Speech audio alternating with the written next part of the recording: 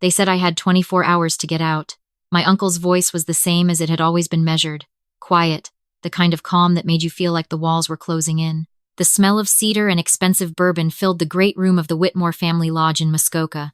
Outside, the lake was frozen solid, and the January sky had turned that particular shade of bruised gray that Ontarians know means a storm is coming. Inside, the storm had already started. It was supposed to be a celebration. My cousin Derek was getting engaged, and the whole family had been summoned to the lodge for the weekend. I had driven 4 hours from Toronto knowing exactly what I was walking into. I had walked in anyway. My uncle Robert sat at the head of the long pine table, his reading glasses perched on the end of his nose, a document spread open in front of him. My Aunt Patricia stood behind him like a second opinion, her arms crossed, her smile the kind that never quite touched her eyes. Derek lounged in his chair to the right, already bored, already victorious. His fiancée, a kind-looking woman named Sophie, sat slightly apart from them, her expression unreadable. The document on the table was a transfer of interest. My late grandmother Nora had left me a 20% stake in the family's commercial real estate holdings when she died 3 years ago. A portfolio of office buildings, retail spaces, and mixed-use developments spread across southern Ontario. My uncle had been trying to buy me out ever since. Every offer had been below market. Every negotiation had ended the same way, with him reminding me that I was the daughter of the family member who had embarrassed them, the one who had moved away and married the wrong person and raised her daughter without the Whitmore name properly attached. "Sign this, and you'll finally be free of us," he said, sliding the document toward me with one finger. It was a buyout offer. $400,000 for an interest worth, at conservative estimate, somewhere between 6 and 8 million. I looked at the number, I looked at his face. Derek stifled a laugh. And my aunt said, very gently, very kindly, the way she always delivered cruelty, that she just hoped I understood this was a fresh start, that everyone deserved a chance to move on, that sometimes the most loving thing a family could do was help a person stop reaching for things that were beyond them. I picked up the pen. Derek's posture relaxed. My uncle's jaw unclenched for the first time since I'd walked in. My aunt placed a hand over her heart like she was witnessing something tender. I set the pen down. "The document stays unsigned," I said. "And before anyone tells me again what I can and cannot afford to reach for, I want to tell you something I have never told this family, not once in 7 years. But I need to know first before I tell you what happened next and why a team of lawyers arrived at this lodge before dinner. Tell me in the comments where you're watching from. Have you ever had a family that confused your silence for weakness? Because tonight, I stopped being quiet." My uncle's hand flattened on the table. "Excuse me?" he said. I reached into the inside pocket of my jacket and pulled out a single folded sheet of paper. I opened it slowly and placed it face up in the center of the table between the butter dish and the flower arrangement. My aunt had driven up from Gravenhurst. It was a corporate registry document, federally incorporated, the kind of paperwork that has a Canada Revenue Agency business number printed in the top right corner. "Read the director's name," I said. My aunt leaned forward.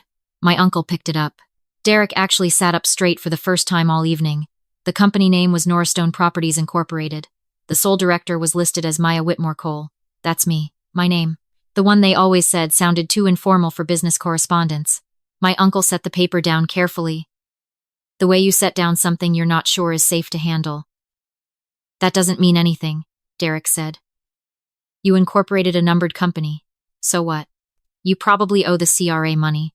Check the assets schedule on page 2, I said. He didn't move, so I told them. Norstone Properties was not a shelf company. It was not a side project or a weekend hobby, or the kind of small landlord operation where someone rents out a basement unit and calls themselves a real estate investor. Over the past 7 years, while my uncle had been sending me undervalued buyout offers on cream-colored letterhead, and my aunt had been forwarding me listings for one-bedroom apartments in secondary markets, with notes that said just something to think about, I had been quietly acquiring commercial properties in the Greater Toronto Area, Ottawa, and Calgary. 41 properties. Current portfolio value assessed by an independent firm 6 weeks ago at $930 million. The room did not make a sound. Sophie, Derek's fiancée, looked at her hands. My aunt sat down. "That's my uncle started." He stopped. He tried again. "That's not possible. You were living in a rental in Leslieville." "I was," I said, "until 4 years ago. I own that building now. I bought it and kept renting the unit to myself at below market rate because it had good light and I liked my neighbors. I'm not flashy, Robert. You taught me that much." Derek pushed back from the table. He was trying to reorder his understanding of the last 7 years and his face was showing every second of the effort. "Why?" my aunt said, finally. "Why wouldn't you tell us?" It wasn't a question. It was an accusation. And that was when I told them the truth. The whole truth. The part I had carried quietly for years and never handed to anyone. I was 22 years old and I had just finished my commerce degree at Queen's. My mother had been sick that winter, not dramatically, not terminally, just the grinding kind of sick that costs money in a country where the drugs aren't covered and the waiting lists are long and your employer's benefits plan has a cap that runs out in March. She needed a medication that was $2,000 a month out of pocket. I had just started my first job at a property management firm in Toronto, making $41,000 a year before tax. I was also sitting on $8,000 I had saved since high school, tucked into a TFSA, earmarked for a down payment someday. I called my uncle. He was the wealthy one. He was the patriarch. He managed the family trust. He had a Porsche SUV and a cottage in Muskoka, and a ski trip to Whistler every February. He told me the trust didn't work that way. He told me there were rules. He told me that my mother's situation was, and I remember this word exactly, self-inflicted, because she had chosen to leave the family fold, chosen a husband he disapproved of, chosen a lifestyle that didn't include the right safety nets. He told me she had made her bed. I gave my mother my $8,000. I wiped out my savings account at 22 years old and started from zero. And I told myself, very quietly, on the drive back to Toronto on the 401 with the January sleet coming sideways across the highway, that I was never going to ask this family for anything again. Not a favor, not an opinion, not permission. And I never did. I put the phone down and I went to work. And I stayed at work. The room was different now. The warmth had gone out of it. My aunt had the expression of a person watching a film she had thought was a comedy, slowly reveal itself as something else entirely. That still doesn't justify keeping this from us, she said, and her voice had a tremor in it that I recognized as the leading edge of real anger. We are your family. We should have known. We could have helped. You had your chance to help, I said. You let me know very clearly how that worked.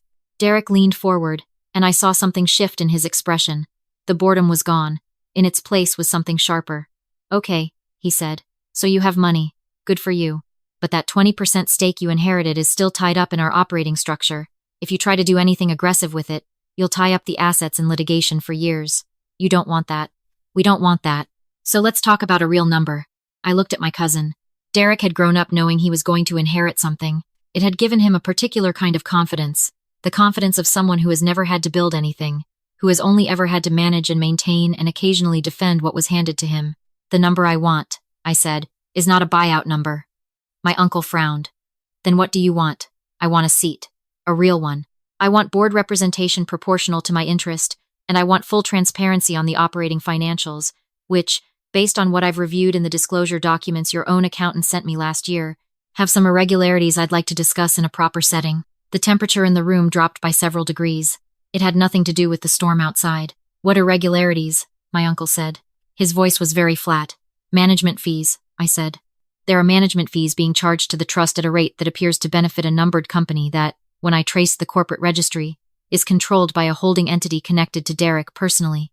The fees total approximately $240,000 over 3 years, which is interesting because as a beneficiary of the trust, I'm owed a proportional accounting of those fees, which I have never received. That is completely standard, my aunt said, too quickly. For an arm's-length third party, maybe. Not for a family member managing a related trust. CRA has a view on that. So does a lawyer I've retained who specializes in estate and trust litigation. Derek stood up. He wasn't lounging anymore.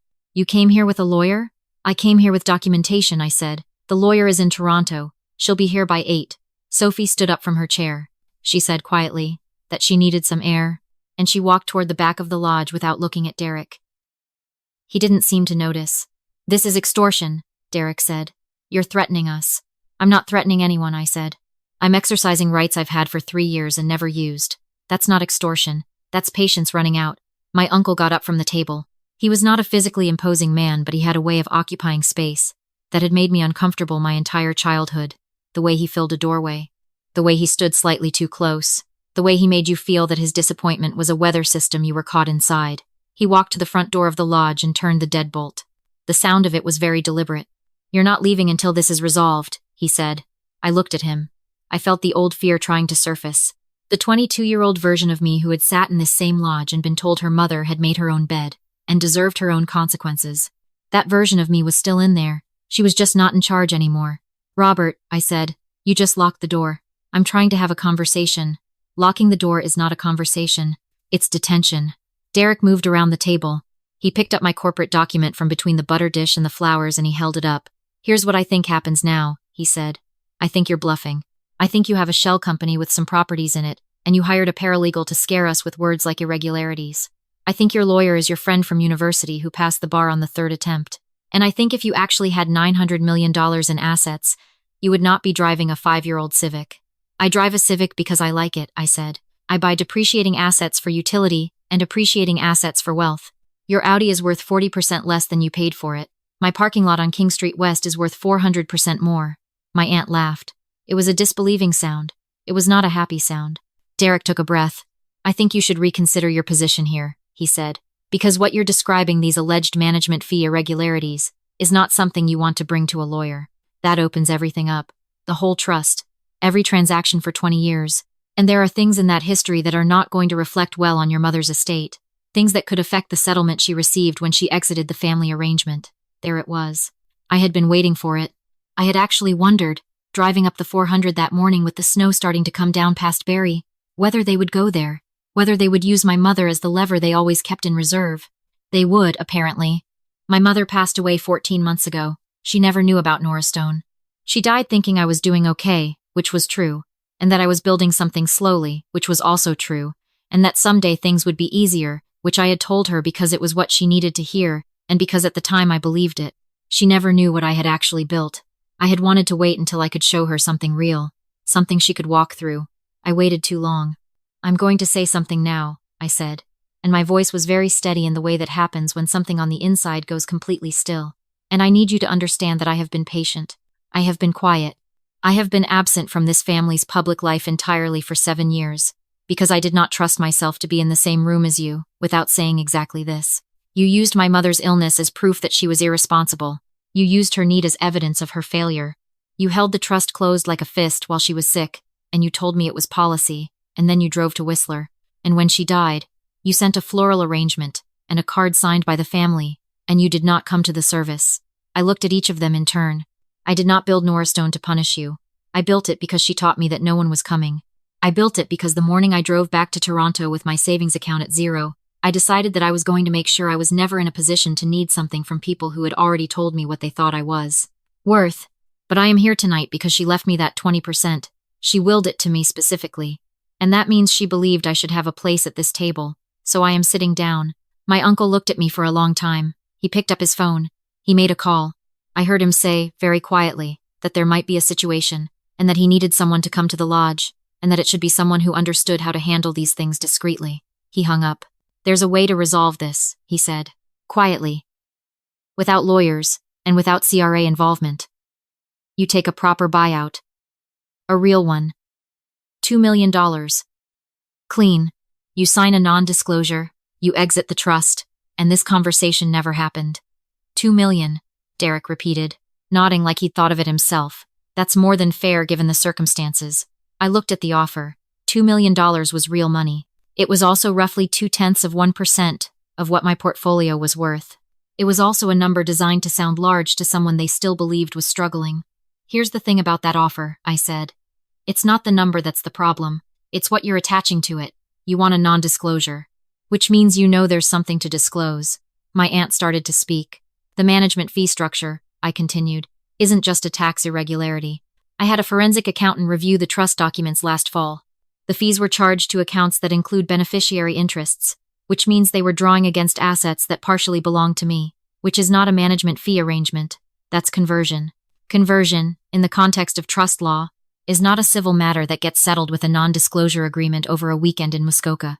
It is a matter that gets referred. Derek sat down. You have no proof of intent, my uncle said. I have 4 years of transaction records, I said. I have the corporate registry linking the numbered company to Derek's holding entity. I have the trust disclosure documents your own accountant sent me. And I have a forensic accountant's report that I filed with my lawyer before I drove up here this morning. What do you want? My uncle said. His voice had changed. The weight was gone from it. I want what I said. A seat. Proper representation. A full audit of the management fees conducted by a third-party firm of my choosing, and a repayment of the amount drawn against my beneficial interest, with interest calculated at the Bank of Canada prime rate for the period. That will take months, my aunt said. Yes, I said. And you'll keep coming to family events while this is ongoing? I looked at her. I'll come to the ones that matter, I said. The way family should. My uncle moved toward me again. He had his hands spread open, palms up. the gesture he used when he wanted to seem reasonable. He said that the lodge was starting to feel very small, and that perhaps everyone needed to step back before anyone did anything they couldn't undo. He said that he was willing to have a real conversation about the trust, a proper one, with everyone's interests represented, but that tonight was Derek's celebration, and that his son deserved one evening that wasn't about business. He said the word son the way he never once said the word daughter, and then the headlights swept across the window. Not one car, 3. And behind the cars, coming up the long private drive through the snow, a fourth vehicle, a black SUV with Quebec plates that I recognized because I had watched it leave my office parking garage in Toronto at 2:30 that afternoon. Derek looked at the driveway. "Who did you call?" "I didn't call anyone tonight," I said. "I called them this morning." Before I got in the car, my uncle walked to the window. The lead car was my lawyer's. She was younger than most people expected, and she had a voice that could cut glass when she needed it to. She had also, in the past 3 years, successfully litigated 2 trust mismanagement cases in the Ontario Superior Court, one of which set a precedent that trust lawyers in the province still cite. The second car belonged to the forensic accounting firm. They had been retained 4 months ago. The third car was a journalist I had spoken to twice, off the record, about patterns in family trust mismanagement in Ontario. She was there as a witness, not a participant. I had not invited her to publish anything. I had simply made sure that someone outside the family knew where I was going this weekend and what I was walking into. Derek looked at me. He had the expression of someone who has realized, too late, that the game they thought they were playing had different rules than they understood. "You came here to blow this up," he said. "I came here because your father invited me," I said. "I came here because my grandmother left me an interest in something that belongs partly to me. I came here because 7 years is long enough to be quiet." I unlocked the front door myself. My lawyer came in, brushing snow from her coat. She nodded at me. She placed her briefcase on the pine table next to the butter dish and the flower arrangement that was starting to droop at the edges. She introduced herself to my uncle. He shook her hand. His face had gone the color of old concrete. Sophie came back from wherever she had gone in the lodge. She had her coat on and her bag over her shoulder. She looked at Derek for a long moment. She said, very quietly, that she needed to call her sister, and that she was going to take one of the cars back to the highway. She asked me, almost as an afterthought, whether I had known about the management fees before tonight, or whether I had found out here. "I found out 8 months ago," I said. She nodded like that was the answer she expected. She said she hoped things worked out, and she meant it for me specifically, and she walked out the door. Derek called after her. She didn't stop. What followed was not dramatic. It was very procedural and very cold, and the storm outside was doing most of the talking. The wind coming across the frozen lake and pressing against the windows of the lodge that my grandmother had loved, and that her son had used as a backdrop for a kind of performance I was no longer willing to attend. The lawyers talked. The accountants had their documents. My uncle called his own lawyer from a back bedroom and spoke in a low voice for 20 minutes. When he came back to the table, he looked smaller than I had ever seen him look. Not physically, just in the way that people look when the story they've been telling about themselves no longer fits the room they're standing in. "We'll address the fees," he said. "We'll engage a third party." "I know," I said. "That's in the term sheet my lawyer has already prepared." He looked at Derek. Derek looked at the table. My aunt poured herself a glass of water and stood by the window watching the snow. I thought she was going to say something about family, about what it meant, about how none of this was worth it, how money was not everything, how my grandmother would have wanted us to find another way. She said, instead, that she was going to bed, that it had been a long day, that she trusted the lawyers to handle the rest. She walked past me without stopping. She did not say goodnight. I sat at the table for a while after, with my lawyer and the accountants, going through documents in the particular quiet of a large house where something has broken, and everyone knows it, and no one is ready yet to say the word out loud. At some point I got up and walked to the window. The lake was out there somewhere in the dark, under all that ice and all that snow, exactly as it had always been. My grandmother had taken me out on it once when I was 9. She had taught me how to read the ice, how to look for the blue-gray color that meant it was solid, how to avoid the patches that had been melted and refrozen unevenly. She told me that the ice that looked the most solid was sometimes the most dangerous, and the ice that looked cracked and uncertain had often just been tested and held. She would have known exactly what I was doing tonight. She would not have been surprised. My lawyer came to stand beside me. "They'll fight the audit timeline," she said, "and the fee repayment calculation is going to be contested." "I know," I said. "It's going to take at least 18 months, maybe 2 years. I know that too." She looked at the lake. "Was it worth the drive?" she asked. I thought about my mother. I thought about the $8,000 in a TFSA, and the car on the 401 inches, the January sleet, and the phone call. where I was told that some people made their own beds. I thought about 22 years old, starting from zero, telling myself on a highway in a snowstorm that no one was coming and that was fine because I was going to build something anyway. Yes, I said. It was worth the drive. Outside, the snow kept coming down on the frozen lake, and the lights of the lodge were warm behind me, and for the first time in 7 years, I felt like I was standing on ice that had been tested, and it held.